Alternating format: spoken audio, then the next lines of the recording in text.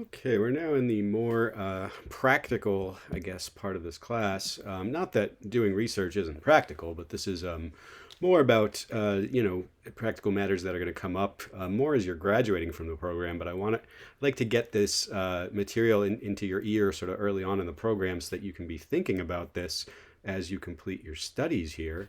Um, and this is going to be sort of a two track kind of a presentation. Some of our students go on to apply for other kinds of graduate programs, either PhDs or occasionally other master's degrees. And I wanted to talk about that a bit, especially the PhD application process.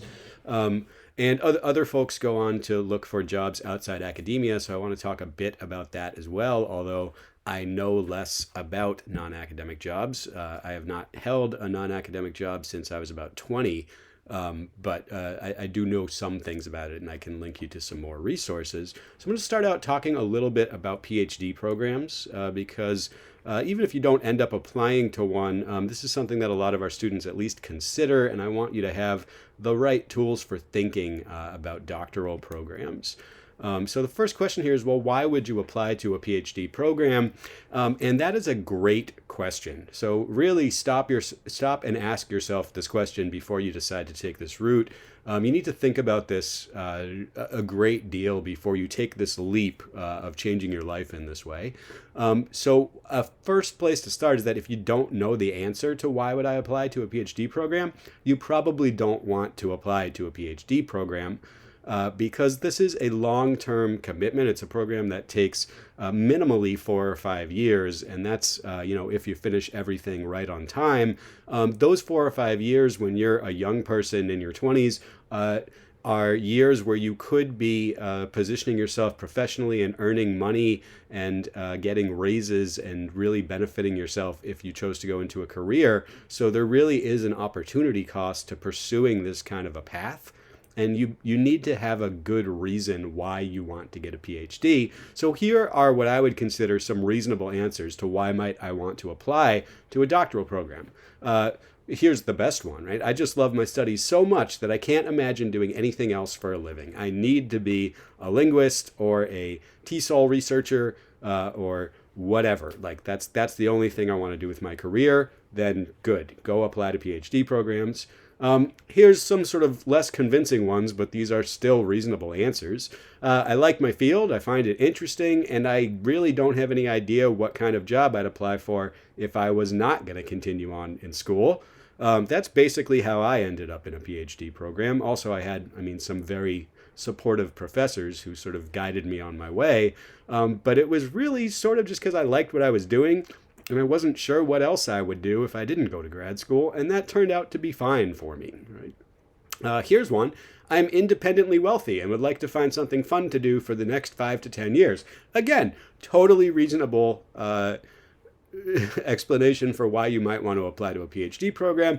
I'm assuming most of us are probably not in that ship, but if that's you, then go ahead and apply to PhD programs. Right?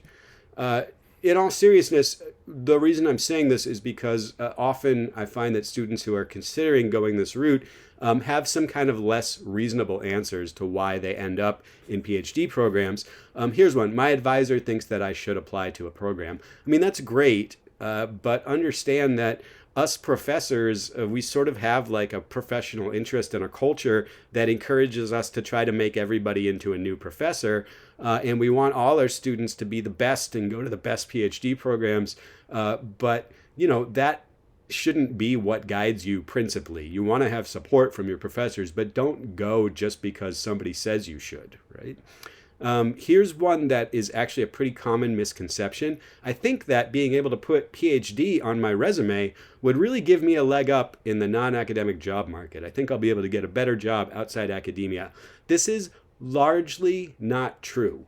I'll talk about this a little bit in a few slides, but in general, at least for the types of things that people in this program are likely to study in a doctoral program, this really does not help very much at all to get jobs, except for academic jobs. Here's a third one. I'm not sure that this is really the field I'm interested in, but I'd like to check it out a little bit more, and going to a doctoral program seems like a good way to do that. This is really not a good idea. If you're not totally committed to really loving the topic that you're studying, you're not going to suddenly start liking it more when you enroll in a doctoral program. The first couple of years of these programs, at least in the US, are taken up with really intensive coursework and training. It's very, very difficult.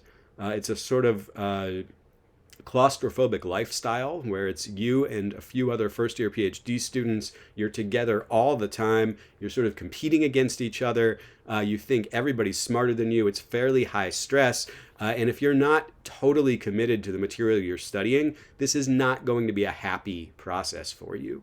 Right? So you really want to be sure that you love what you're doing if you're going to apply to these programs. So in terms of that job stuff, of course, for some jobs, PhDs are necessary. But here is a fact. A PhD in languages, literatures, or linguistics is basically useful only for pursuing academic jobs. Now, that doesn't mean that you can't get other kinds of jobs with a PhD. Of course you can, but you don't need a PhD for most of those other kinds of jobs that you'd be able to get. So just about any job in industry or government or education that you'd be able to get with a PhD is also a job you'd be able to get with a less intensive degree, with a master's degree or even with a bachelor's degree. There's very, very few non-academic jobs outside universities where it's actually a big help to have a PhD. This is a misconception. It really is not worth it for career reasons, with some exceptions, which I've noted here on this slide. Namely, if you do anything that involves computational methods or programming, or to some extent things that involve statistical approaches or experimental methods, here you actually can get significant opportunities outside academia that might only be open to very high-level researchers with PhDs. But for the most part, your PhD in a language, literature, or in linguistics is not actually going to be a useful thing to have on the non-academic job market. You could get those jobs without a PhD for the most part. Right.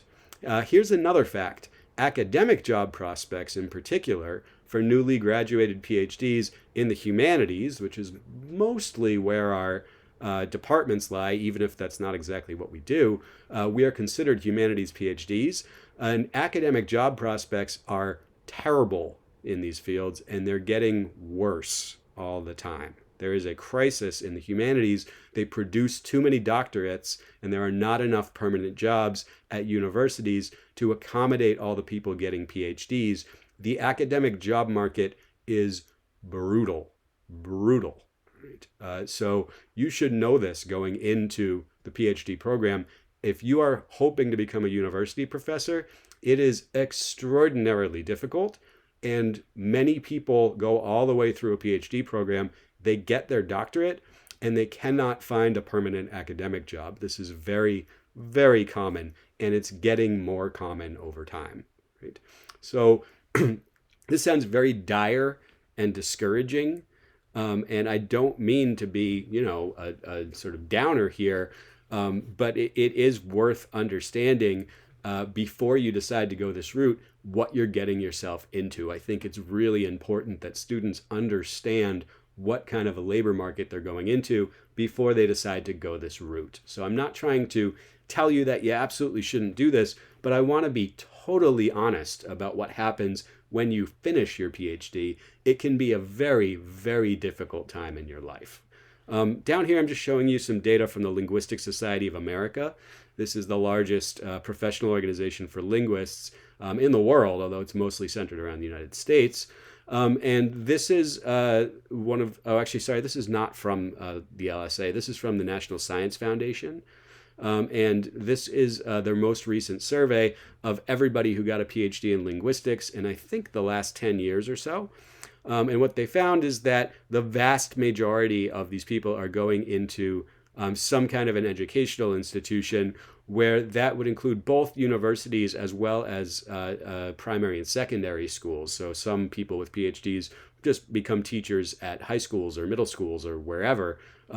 That's the vast majority of all linguistics PhDs here. It's about 80% of all those that they interviewed ended up in one of these jobs. These are also plausibly the only jobs for which you would actually need a linguistics PhD.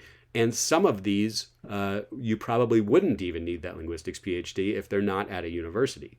Right? About 20% were in business or industry of some sort. There definitely are industry jobs out there that you can get with a linguistics PhD. Some of those don't require a PhD, though, and many of the ones that do are really more computational jobs that, you'd probably be better off studying some sort of engineering or computer science field in order to get those jobs anyway. There's a small minority here who end up in government work. This would be various government agencies. It could be anything from the Department of Education to the National Science Foundation to the Central Intelligence Agency. There's all sorts of different kinds of analytical jobs in the government that you can get with a linguistics PhD. Again, most of those jobs would either not require a PhD at all or wouldn't require one specifically in linguistics, but that is something that people do. These are jobs that would probably be open to you with a master's degree that you get from here anyway. Okay, so that's my doom and gloom slide where I tell you about the awful state of getting a PhD, at least in the United States. And, I can confidently extend that to Europe as well. The same thing is true in Europe. Other areas of the world, it's not quite as clear to me. I don't have as much experience. But for sure, there is some doom and gloom to be had about PhD programs.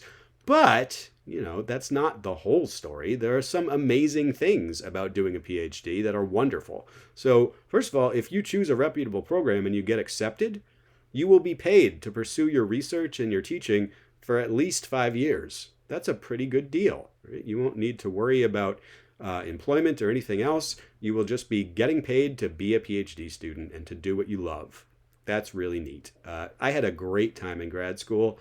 I wish I could go back. I loved it. Right? There's nothing more exciting than pushing yourself to work harder and understand more in a community of like-minded individuals. Being a doctoral student, you have a lot less external pressure on you than you will as, say, a professor. You won't have as much responsibility. You'll be able to focus really fully on the stuff that you love. You'll be in a community of other people who are doing the same thing. These can be really, really wonderful experiences. Of course, not everybody loves their PhD, but a lot of people really have an amazing life-changing experience there.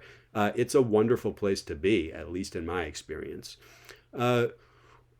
As a PhD or as somebody who's after a PhD, we get a chance to basically spend our lives learning new things about the world in a way that's pretty uncommon outside of academia. It's not that you can't ever get a job in industry where you're sort of investigating interesting things and learning a lot, but it's definitely not as common as it is inside academia, right?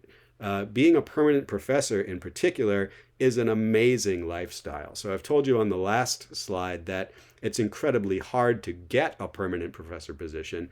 That said, if you get it, it is a sweet job and a sweet lifestyle. I love being a professor.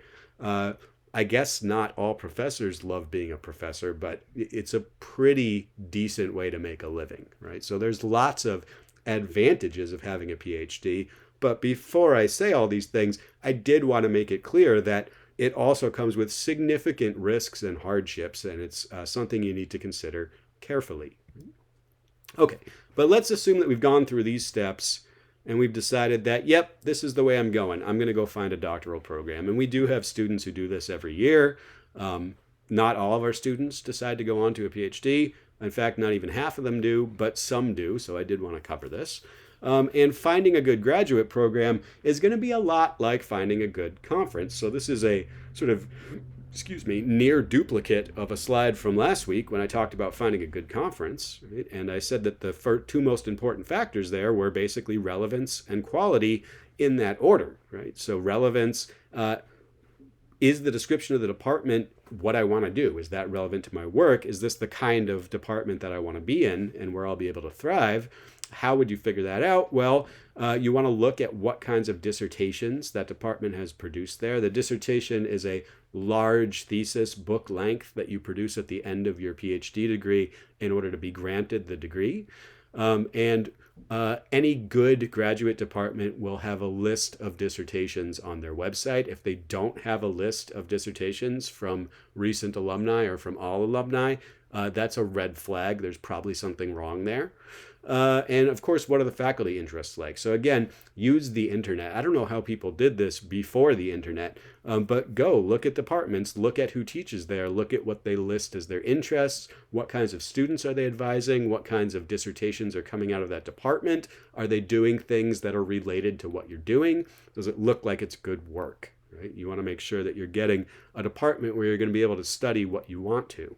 And then the second factor, quality here, of course, this is a little bit more nebulous and hard to figure out. And yeah, so is the department a generally well-regarded department? And that's going to be more important within whatever discipline you're looking at than in general. So for instance, in linguistics, there are many linguistics departments that are housed in not very prestigious universities, but are excellent linguistics departments, right? So for instance, UMass Amherst, where I was an undergraduate, is a not particularly impressive university in general, but they have one of the best linguistics departments in the world. And then there are places like, Yale or Harvard that are incredibly well-regarded universities, but their linguistics departments are nothing special. Right? So you want to make sure that you're getting a disciplinary view into which departments are well regarded. What's the typical graduation rate? It's unfortunately not very common for departments to publicize that information, but you can get an idea of it by at least looking at their recent alumni or recent dissertations page. And if you're seeing that, it looks like they have about 30 students in the program, but they're only producing like 1 or 2 dissertations a year, that's a good sign that people are not finishing the program. It's also completely acceptable to ask somebody associated with the department about their graduation rate or their attrition rate, which is the opposite of that, people who leave before completing the degree. That is super important information because the best predictor of future behavior is past behavior. Right? And if people are not graduating from this PhD program, then that is a red flag for you. It means you probably won't graduate either. Other factors in terms of quality is, have prominent people who I respect, have these people who wrote these papers I've been reading, people who do good research. Did they study or teach at this place? And you want to pay attention when you're consuming research to where the researchers come from who are producing good research. Where did they get their doctorates? Where do they teach now? And then finally, again, most quality PhD programs will have a page where they list what's going on with their recent graduates. Where are they working? And you can look at those jobs and see, are people from this program getting jobs? Are they the kinds of jobs that I would want to do eventually? What is their placement like? This is sometimes referred to as PhD placement. Again, if the website is missing this information, that is a problem. That is a red flag. And you should be very, very careful with departments that are not making this information public. It probably means that they have something to hide. Best way to find a good department, of course, is to ask somebody who knows the field, because just like good conference, right, good department is a cultural construct that exists only in the minds of individual researchers. And again, our faculty here, we're knowledgeable, we're experts in our fields. We can definitely give you some ideas about what are good PhD programs to look into. Of course, you're going to need to find somebody who's an expert in something related to what you want to apply for. So, you can certainly ask me about linguistics PhD programs, but I'm not going to be able to tell you anything about Spanish PhD programs. You'll need to ask an expert in Spanish about that, right? Okay. And then converging information here, as I mentioned on the previous slide, you're going to want to look for good researchers to find good departments, right? So check out people whose research you think is good. Do they teach in a department that offers a PhD? Is that PhD in the area that you're interested in? Where did they do their PhD? And write to them. Don't be afraid to write to people. This is absolutely true in linguistics. I'm less certain about TESOL, but I think it's probably the case as well. If you write to somebody as a prospective graduate student and say, hey, I'm interested in this, and I read your paper, I really love your work. I was looking into PhD programs, and I'm interested in these aspects of this, that, and the other thing. Do you think I'd be a good fit in your program? They will be thrilled to get that email from you. Most people in our field are really, really friendly. They're happy to hear from prospective students. They want you to come to their departments and do exciting work. They're going to write back to you and give you some ideas about what would be a good way to apply or whether you should apply. People in our field are generally very, very approachable. And you should always feel free to send emails to people who, even people you don't know, just asking about their programs, right? Once you find a PhD program that you'd like to apply to, there is a lengthy application process. So the first step here is that you submit an application for consideration by some deadline. And this is actually slightly out of date information. So I think it's probably still the case that January 15th is the most common deadline for U.S. doctoral programs, but this seems to be getting earlier and earlier every year. So some departments now want your applications in December or even November in some cases, which seems to me like a crazy amount of time for them to make admissions decisions, but this is the way things are going right now. There's more applicants into PhD programs right now than there ever has been before, and it takes departments a very long time to get through those applications. Those applications are going to be pretty extensive and lengthy. They'll involve many documents of various kinds, which I'll discuss in a moment. And so what happens after you submit that package? Well, they have a graduate admissions committee, and that committee will meet several times over the spring semester, maybe in the winter as well, to discuss those applications. Yeah, we have this in our department as well for the MA committee. So I'm on the graduate committee, and this is most of the work we do is just reading applications to the program and deliberating about which ones should be admitted and which ones will be rejected. It's a lot of work. You have to read through a lot of documents, and it takes time. There might be dozens or even hundreds of applications to some doctoral programs. For a very prestigious one in linguistics, you could easily get a couple hundred PhD applications a year, where only 8 to 10 will actually be admitted. And yeah, it's a tremendous amount of work. Eventually, that committee reaches a decision. They have a sort of first list of people who are unconditionally invited into the program, and they notify those people sometime in the spring. Hard to be more specific than that. There is a universally agreed upon deadline for students to make a decision. That is April 15th. And if a graduate school is pressuring you to make a decision before then, that is ethically unacceptable. And you should come ask one of your professors what's going on here. This is not okay. You occasionally get departments that will try to pressure students to make a decision before this April 15th deadline. That is not against the law, but it is against the ethics of the field, and it's really not acceptable. So do stand firm on that. If some of the students who've been admitted decline their invitations on April 15th or before, well, then it becomes possible for other students to be offered conditional admission. So there's going to be a kind of second list that each of these departments is keeping for people who can be offered admission if spots free up. And then you begin school the following autumn. So, most U.S. universities start in late August or early September. WVU starts extremely early because they have a bizarre vacation schedule. So they start in mid or even early August. Most American universities start a couple weeks after that. So that's basically the timeline of the process.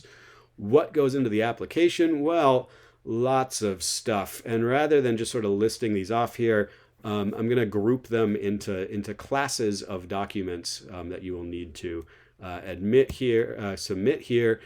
So these are the sort of cut and dry ones. You have some measurement, you submit the measurement. So transcripts are just the grades you got in your last academic degree, or maybe all your academic degrees if you have an advanced degree, and then some sort of standardized tests. If you've done a master's degree here, most PhD programs will not ask you for TOEFL results because presumably you've been teaching and studying in English for the last 2 years. So you're fluent in English, but some places might ask you to take the TOEFL test again. The GRE is the Graduate Record Examination, and this is a standardized test that you have to pay money to a company to go and take, and it has lots and lots of difficult questions on it. There's a verbal component that's about reading and writing and language expertise. And then there's a quantitative component, which is basically just math. And you get a standardized score on this test. And you submit that to the graduate department that you're applying to. In recent years, more and more departments have stopped requiring the GREs. This is especially true on the more prestigious end of the spectrum. So if you apply to, MIT linguistics or UCLA linguistics, they're probably not going to ask you for a GRE because it's a very general test that has nothing specific to linguistics. They're going to be more interested in your linguistics-oriented materials to the extent that they might not care at all about your GRE scores, but a lot of departments still require this. It's very stressful and unfortunate, but that is potentially a component of doing this application process. And these two things, or three things if you include TOEFL, these really don't contain a ton of information. They're basically going to be used as first pass filters, right? Rather than really taking a detailed look at your transcript, they're just going to say that nobody who falls under a certain threshold will receive any further consideration. We're going to throw these applications out if you don't get at least, a 3.0 GPA, and I don't know what GRE scores are like, but some good score on the GRE or on the TOEFL. We're just going to throw these applications away if they don't meet the criteria.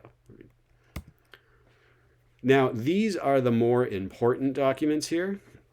Recommendations, an academic writing sample, and this third thing, which I've called a research statement here, but this actually goes under many different names. It can be called a research statement, a personal statement, a narrative statement, a prospectus. You'll see lots of different names for this, but it's basically a document where they're asking you to talk about what you're interested in and what you'd like to do in your doctoral program. These are the only personalized information the committee will see. So you're looking at a transcript or a test score. It doesn't tell you anything about that person. It looks like every other transcript or test score. These are the documents that distinguish you as a human being and how you might be different from other candidates. And so it's worth putting lots of effort into all of these. That's going to mean different things for the different documents, of course. So the recommendations, these should be from professors and professors who know you. These are academic references. Every once in a while, we'll get a recommendation from like somebody's boss at their non-academic job. And we don't throw those away, but they don't carry as much weight as a recommendation from an academic, basically, because we're interested in the academic qualities of the applicant more than anything else. And so if you're taking one of your letters and using it with somebody who doesn't know about the academic aspects of your work, that's potentially problematic. Don't be afraid to ask anybody in this department for a recommendation. This is not only something that we will agree to do, it's something we have to do. It's part of our jobs to do these recommendations, and we really don't mind. It's not that bad. We're happy to write letters, especially for really good students. Do be considerate, meaning like don't ask me on Tuesday, hey, I'm applying to this graduate program. Can you write me a letter? It's due Thursday, right? Give them some advance warning. If you're applying to a lot of places, make a list for the professors who you're asking. Give them a list of all the places you're applying with the deadlines and maybe with website addresses. Send them your application materials. Don't just say, hey, I'm applying to a program at this school. Can you write me a letter of recommendation? We need to know something about which program you're applying to, what you're saying in your application materials. That's going to help us write a more convincing letter. More generally, you should only ask professors to write recommendations if you've done extremely well in their classes. Basically, it's very rare for any of us to ever say, no, I won't write you a recommendation letter.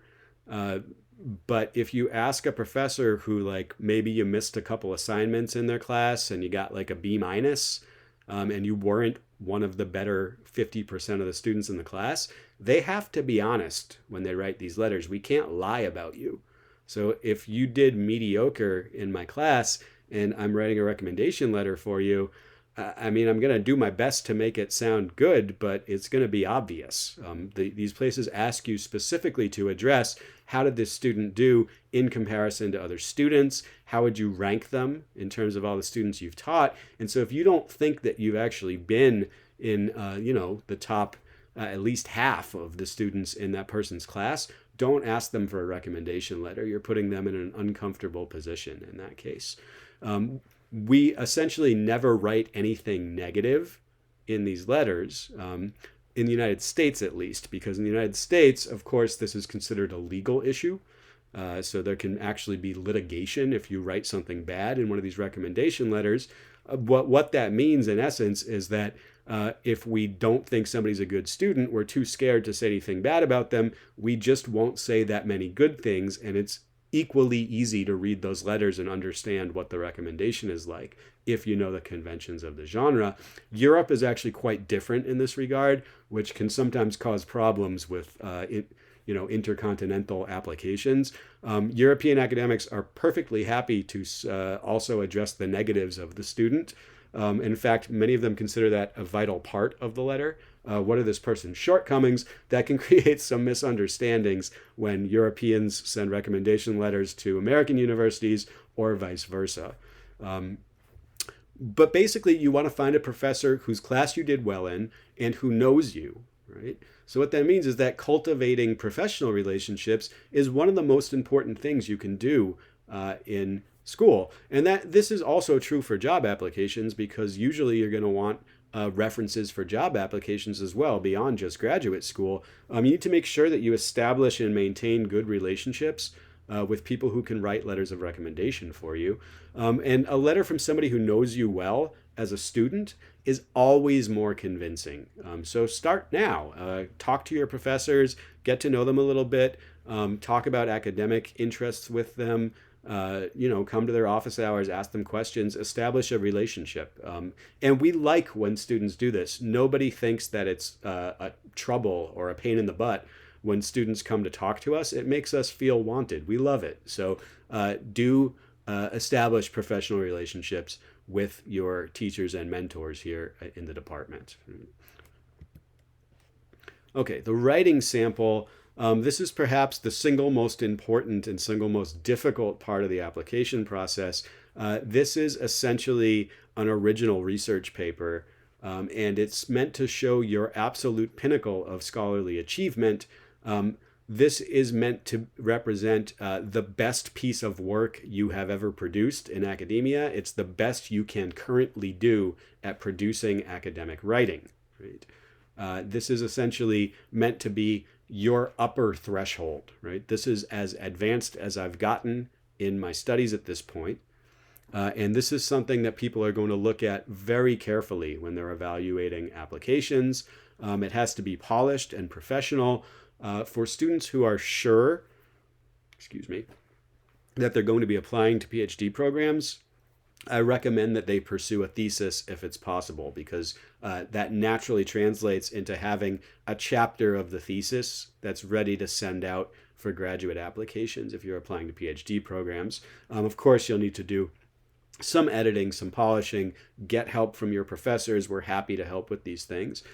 If you don't do the thesis, you can probably use one of the term papers for your classes, but you're going to need to significantly build that up and improve it. That whatever you send in, it's going to need to be vetted by professionals, namely by us, by your professors. You want to make sure that you get people's eyes on this document. This is probably the single most important part of your application. If you're applying to a really good PhD program, for instance, in linguistics, they're going to want to see that you can do linguistics at a high level, right? That's the most important part of the application. This should concern original research. That's definitely true in linguistics. I think in TESOL, there's maybe an applied linguistics, there's a bit more of a possibility to send in some sort of a synthesis or a review paper that goes over an area of concern. But in linguistics, you really want this to be original primary research that you've done as a student. And that doesn't mean that it has to be like a super professional experimental paper where you've done statistics and it could be published in a journal. They just want to see that you've done something independently on your own, that you've figured out a way to ask interesting research questions, and so on and so forth. This writing sample is, maybe I should have started with this because this is the single most important document from a PhD application. Your research statement is also important to some extent, if only because it's probably the first thing that people are going to look at when they start evaluating your file. It's maybe not the most highly weighted thing, but it is the first impression that a committee member is likely to get of your application. And this will go under a lot of different names. They'll call it different things in different programs, but you should probably be able to figure out what they're talking about. It's a document that basically explains where you've been and where you're going in terms of research. Right? It's the only document here that's going to be highly specific to the particular department that you're applying to. Right? Everything else is the same documents you're sending out to all the departments, but this one is specific to each specific department. And so you have to tailor this document to the particular strengths and personnel of the department you're applying to. You need to do some research on who's in the department, what they study, how the department works, and you want to try to convince them as much as possible that you would be a good fit in their department. When you're doing this, you're going to say, well, I want to study these things and I'm going to do this project, and you might not really know if you're going to study those things or do that project. That's okay. In this kind of a document, you just want to sound like you know exactly what you have in mind in terms of your course of study. It's fine if you change that later. Nobody expects you to do exactly what you say in your application. It's not a contract, but you do want to sound like you have a plan. And so it's okay to sound more certain than you really are about what you're going to do in their department. The formatting guidelines for these can differ quite a bit between different departments, so you need to check their website. In general, this will be anywhere from 1 to 3 pages, and shorter is better in the general case. Here's a possible recipe for a good research statement or personal statement or whatever they're going to call it.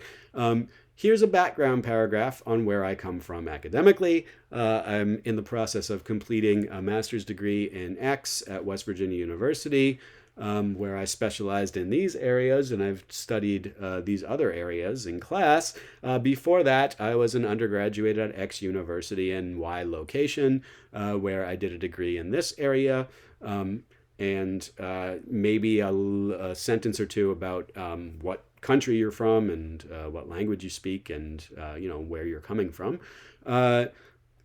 Then 1 or more paragraphs on the research I've done and any accomplishments in that domain, where those accomplishments might just be like, I wrote a really big term paper that I'm excited about, or I've applied to this conference. My major project is this thing, and I've addressed this in my thesis or in my class papers during my master's degree.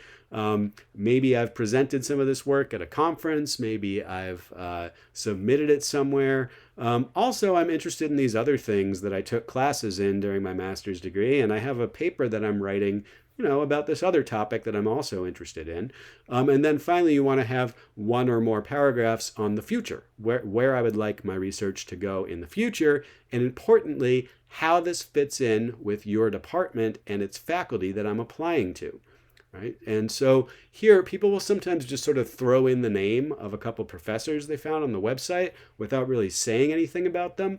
That's not what we're looking for here. We're looking for a rationale about why these people would be relevant to what you want to do, and why they should want you to come to their department because you fit in well with their interests. So Professor P is one of the world's leading scholars of this topic, so it's natural for me to apply to your program because I'm also interested in that topic. It also looks like you have a number of people who teach Y topic, and I'm interested in that as well. So I noticed that you had good program there as well. This is the kind of thing you want to have in these documents, making the case for why you would be a good fit for their department.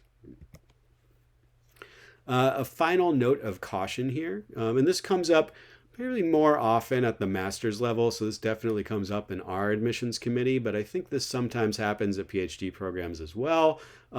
There can be the sort of ways of misunderstanding this document that are not helpful to your application. So these are sometimes called personal statements, and I said earlier that this is the only personalized information that the committee will see. But it's important to understand here that what I mean by personal is specific to you as a person. I do not mean pertaining to your personal feelings, your personal hobbies, where you've traveled, your childhood, and your dreams. All of that stuff is, it's nice to hear about from a student, but not in the middle of the application process, and certainly not in this document. This document is about academics. So you want to put in information that is specific to you, that will make you different from other students applying, but not information about your personal life or your general sort of feelings about an area or something like that. This is a very frequent mistake that applicants make. Personal here just means academic information that's personal to you. It's not non-academic personal information. And there's this sort of parenthetical here where we often get these essays that start with some version of the sentence, "I've always been passionate about learning languages." And I would just advise you, this is probably true of most of the people who apply to our program or to a PhD program, but it's not a good thing to lead with, especially in linguistics, because A, linguistics is not really about learning languages, and B, everybody else says this as well, and everybody here is passionate about learning languages or passionate about languages or whatever. And the same thing is going to be true really in applied linguistics and TESOL. Presumably, if somebody's applying for a PhD in language teaching, then they've always been passionate about languages, right? So this is a very common way people start an essay, not very distinguishing or distinctive or useful in the genre. So be careful about this kind of a thing.